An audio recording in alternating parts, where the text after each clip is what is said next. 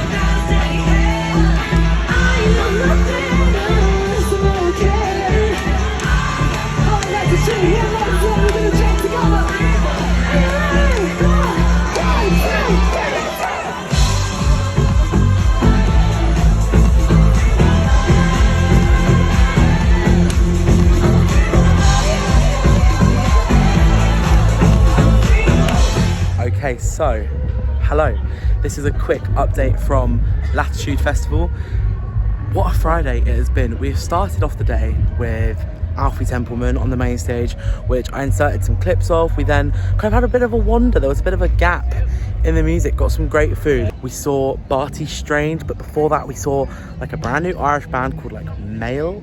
Literally just like the caliber and the talent of acts that you find just wandering through the woods here is so exciting. Wet Leg played that stage that they played last year, and people were climbing over the fences to get in, and you know, 1 year later they have one of the biggest stages, biggest slots, biggest opportunities at Glastonbury. So I feel like new music definitely starts here at Latitude.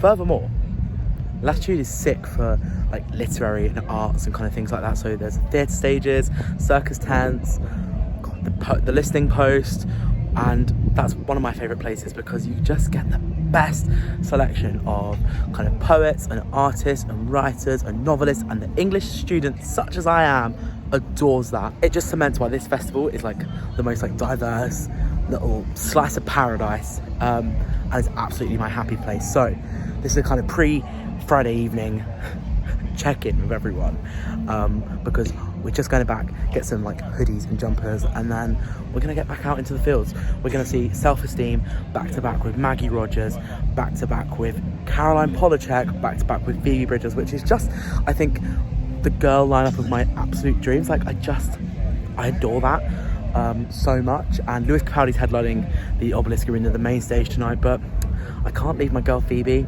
unattended. Like I have to see that. So I'm watching Phoebe Bridgers, but not before we go and watch Self-Esteem. So the next clips you see, probably me walking through the woods, walking over the lake, and then it will be Self-Esteem, who has just produced some of the greatest music of the last 12 months. Not up for debate, but yeah, follow me around.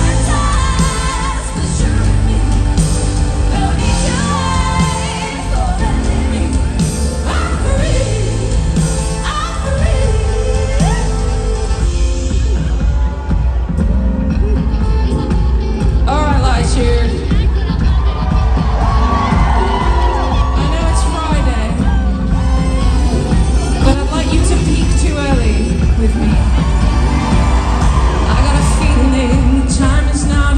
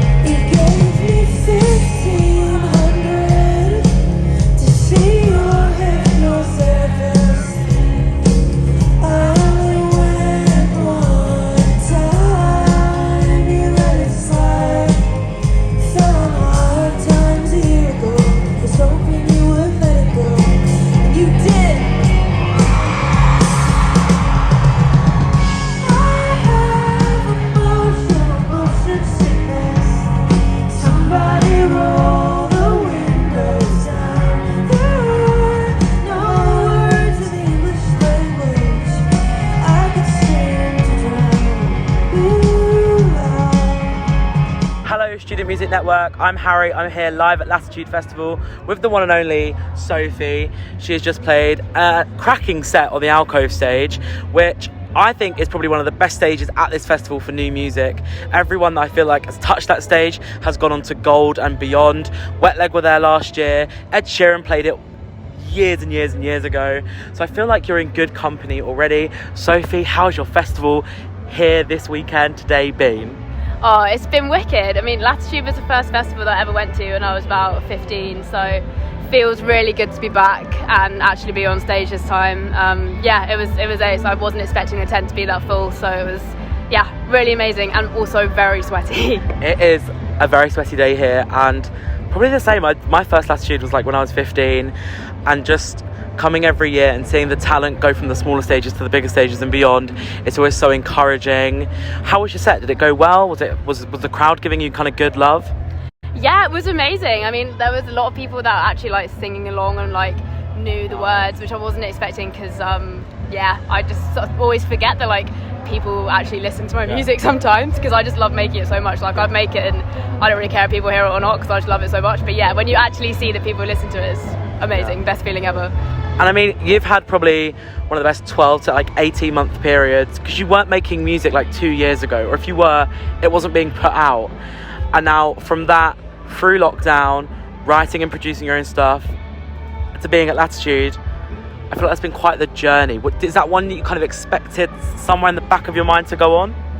I've always loved like making noise, but when I was little, it was always more just like gigs in my living room with my brother, like headlining my mum and dad's front room. And then when the pandemic hit, I decided I'd try writing songs and like see if I could do it. And then I just like really fell in love with it and haven't really looked back since. So yeah, feels pretty crazy to be here.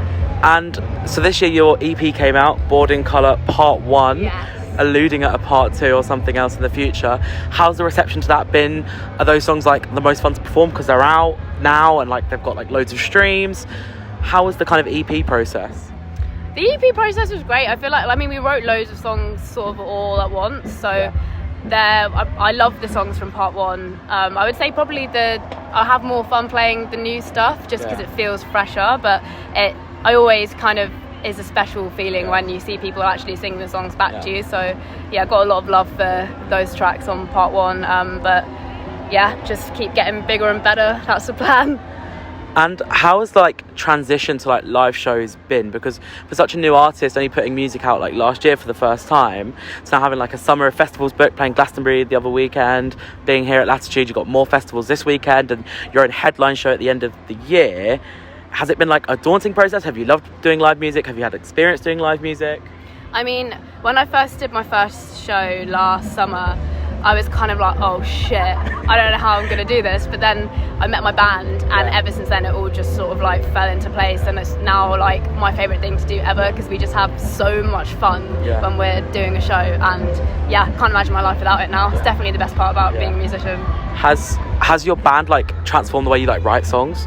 Like, are you now thinking about like what they can do live as well? Yeah, 100%. Like, well, me and Rob and Amy and like Scott and Ed, who I write a lot of music with, we'll be like, yeah, that key riff bangs, James will play that. Or we'll be like, let's put a little naughty drum fill here for Will. Like, yeah, because all the boys have so much personality. Like, we write songs with the band in mind so that everyone can sort of just like do their thing. And they're all such amazing musicians, so you gotta let them shine. It's very easy when playing with them. And like looking towards the future, looking towards the end of the year, doing your own show at O'Meara, which is just a sick venue. I think that's going to go off. How are you feeling about like putting out more music towards like the latter half of the year, or even next year? Are you going to kind of follow the same kind of things that you did this time round with the first EP? I know it's going to be like a part 2 maybe. So is it going to be kind of more of the same, or are you going to throw some new tricks in there with what you've learned doing like live shows? I would say the songs from part 2 are like maybe a bit more boisterous, a bit more like Britpoppy, which sort of like was inspired by doing live shows, because whenever I do a live show I just want to like get the crowd going, and like they're definitely the most fun ones. And I've been writing a lot more like upbeat, like leaning into a bit more indie sort of influence recently, but it still has the like hip hop vibe, so I think it's a good like mix. Really excited about the new project. I think everyone's gonna love it. Good. Well, I feel like Britpop is something to kind of pay attention to, because that's like one of your influences, that whole scene. I love the line on your bio about like being inspired by 2 decades of FIFA soundtracks, because I feel like so many people were subconsciously, but they just won't admit that like those soundtracks slap and they've influenced so many artists. Yeah, I mean, it's like just goals to ever get on the FIFA soundtrack, and I think like it's gonna happen. that music always, like, I played FIFA a lot with my brothers when I was growing up, and I love football, so I think it was always just like subconsciously in there, and like somewhere. Blur, like all of that, and then like Jungle and Easy Life had their big break on FIFA, so I think I discover a lot of music. I feel like it's FIFA. coming. Yeah, we'll see. Now we're here at Latitude. Obviously you've been before. Have you got like a fun festival memory? Maybe it's you performing, maybe it's you being an audience member. I remember when I was at Latitude, it was years ago, or first time I ever went. I remember seeing Foals on the main stage, and it was like the first time I've ever actually seen a scale of live performance. I remember I was like right at the front, and there's like that bit that comes out of the front of the obelisk. I don't know if it's still there, but Yanni was just there, and he was like on his knees, and the whole crowd was going mad, and I was like, this is fucking sick. But yeah, I always remember that. And the dust. I'm wearing white trousers today, and I wish everyone could see me. The white trousers are so brave, but it was such a stupid idea. I forgot how dusty Latitude is. I feel like I went in today like I'm gonna have a shower, I'm gonna be clean, I'm gonna like go for it today. Not worth it. Like within an hour, within like walking from the campsite down the forest, I'm just like, I'm covered in dust and grime. I feel like that's the spirit, and I feel like it makes all the audiences a bit more kind of like in it together. They don't mind getting a bit sweaty. I remember when I went Latitude last time when I was younger, and I came home and I was like, oh my god, mum, I'm really tanned, and then it all like came off in the shower because it was just dust. Okay, so we'll finish with kind of one quick fire question. Alright, go on. If any of the Student Music Network fans, followers around the country are going to listen to one song off of the Boarding Colour EP, what's it got to be? Lads. Lads. But it's definitely the most student vibes, I reckon. Like, I think so. That's the one you want to sing in the SU with your mates. That's the one. Yeah. And what drink in the SU would you have with Lads? Is it a pint? Yeah, it's got to be a pint, maybe a snake bite. And we'll leave it there. So go and get your snake bites, go and stream Boarding Colour Part 1, stick around for all of Sofy's stuff, follow her on all the socials, because if the BBC Introducing guys, which we love at the Student Music Network, are picking it up, if she's getting massive crowds in the alcove, who knows what the future's got in store, but it's definitely going to be great things. Thanks so much. Thank you for having me, bye! Yo, how they talking on what's threatening the economy? Locking down communities to re-up on property. I'm directly affected, more than just bother me. Look beyond the surface, don't see where you wanna. Must be chaining voluntary, projective intention straight from my arm. I'm a black woman, I'm a proud one. Walking life, ain't no knowing the outcome. As long as we're unified, then we've already won.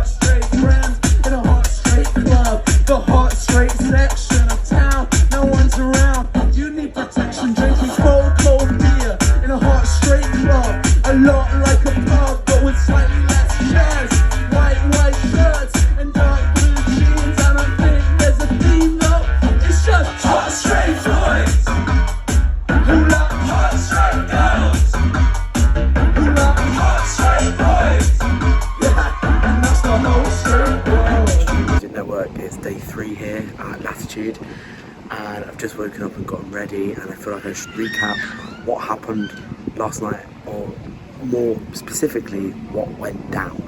Now, last night was Foals headlining. They're my favourite band, and it was great. Like their live show, this tour, the Life Is Yours tour, is going just so well for them. Like, they've ironed out any kinks, they've ironed out any kind of looseness. It's such a tight production, and I have no complaints. It's probably one of the best live rock shows you can see at the moment, and that was kind of like the cherry on top of what was a great evening here at Latitude. I feel like yesterday was quite a quintessential Latitude day, so started a little bit slow, kind of went to like the listening post where there's lots of talks and podcasts, and they're doing a lot of work with the Women's Prize, which is a fiction prize, and there's really interesting panels and podcasts being recorded and kind of held there. And then kind of as the day progressed, you could hear the comedy tent just booming all day long. That had so many people there. You had kind of the faraway forest areas, which have just such a unique character. It's kind of, I've never been to Glastonbury, but it's what people that talk about Glastonbury, like always getting lost, always finding something, I can imagine that's what they're on about. You've also got like the mind, body and zen areas where like you'll just see loads of people doing disco yoga at like 2 in the afternoon. And I just really appreciate that kind of free, fun, careless vibe here. It's so fun. Behind me, behind the BBC trucks, is the forest, which is a different forest, it's the faraway forest, and that has like the sunrise arenas. That's where we saw Barty Strange, which, if I haven't mentioned already, that was such a great set. You should really go and check out his latest album, Farm to Table, I believe it's called. He's supporting Phoebe Bridgers. He's signed to 4AD, so all you music nerds out there, that's where you should be going. And then yeah, Friday was banging as well. Like we had Barty Strange, we had Phoebe Bridgers, Maggie Rogers, Fiesta Wayama. It was just like the level of talent on show was just exceptional, and it was just like Latitude at its like most music packed. Like you can go and see like the smallest acts and have a great time, and you'll see the biggest acts and you'll have a great time. And I found that consistency of like every single Latitude that I've been to. So yeah, yesterday, after we kind of did all the talks and the podcast and the wandering around, it was time for like Example, and I did not expect Example to be so good. He kind of gives me like 2012 throwback vibes, and it was that, but it was great, and it was like had one of the biggest crowds in the Obelisk Arena. So fair play to Example, great set. And then Little Sims, the queen of hip hop. She's just one of the most exciting and talented voices out there in the game, full stop, period. And hearing those songs from Sometimes I Might Be Introvert and Grey Area live was just, I was giving it all of my energy, and I did not care about any side eyes that I was getting. It was so good. I also recorded an interview with Sofy, who played the alcove stage, and then ended last night with Foals, but not before a cheeky secret set. Now, I love a secret set, and yesterday's secret set was just one of them was in the alcove late night takeover, which was with Lynx, and he took over with Queer House Party, and it was just the most thrilling experience, seeing all these trans and non-binary and queer bodies on stage playing the best music, having the best time, and everyone dancing and feeling really sweaty.